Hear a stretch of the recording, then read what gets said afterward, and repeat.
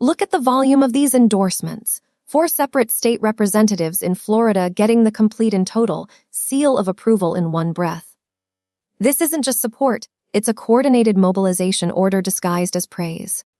It's a list, Mara. A laundry list of names and titles. You're treating a campaign brochure like a treasury bond prospectus. The market doesn't care who he likes, it cares about interest rates. The market cares about power. He's amplifying links to narratives about FBI operations and dual justice systems. He is framing the legal landscape as a battlefield, and that uncertainty has a price. Look at the tape. Ethereum edged up 0.14%, 27th percentile while he drops these hits. That stability is artificial, it's holding its breath. It's holding its breath because nothing happened. Ethereum edged up 0.14%, 27th percentile, and Bitcoin edged up 0.13%, 31st percentile. Those are statistical shrugs, not reactions to his tweets. If these posts were signal, the tape would be screaming, not whispering.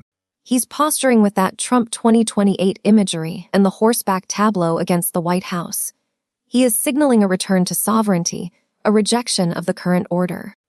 When he writes, "We are going to win," he isn't making a prediction. He's making a promise to his base that translates into capital flight from the status quo. He's posting pictures of horses and hats, Mara. You're analyzing poetry when you should be reading spreadsheets. The tape shows VIXI fell some amount %, which means the only thing falling is your credibility for trying to link a border claim to a volatility index drop that had nothing to do with it. Don't dismiss the vandalism. Again, graphic he shared. He's manufacturing outrage over property damage to paint himself as the only protector of order. That is a direct appeal to fear, and fear drives flows. The timing of these posts coincides with his narrative construction. It's not random noise. It's random noise because that's what political speech is. You're trying to find a causal link between a spray-painted wall and crypto prices.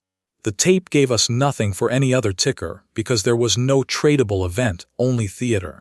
He's using Jim Jordan's Blast of the Round River operation to reinforce his base's distrust of institutions. That is a signal of institutional erosion. When he amplifies that headline, he is actively degrading confidence in the very systems markets rely on for stability. He's amplifying headlines because that's his job description. You're terrified that a few words might break your models, so you invent risks where there are none. The market shrugs at everything. The daily panic is statistically hilarious. The tens of some figure is not just rhetoric, it is a threat to the current order.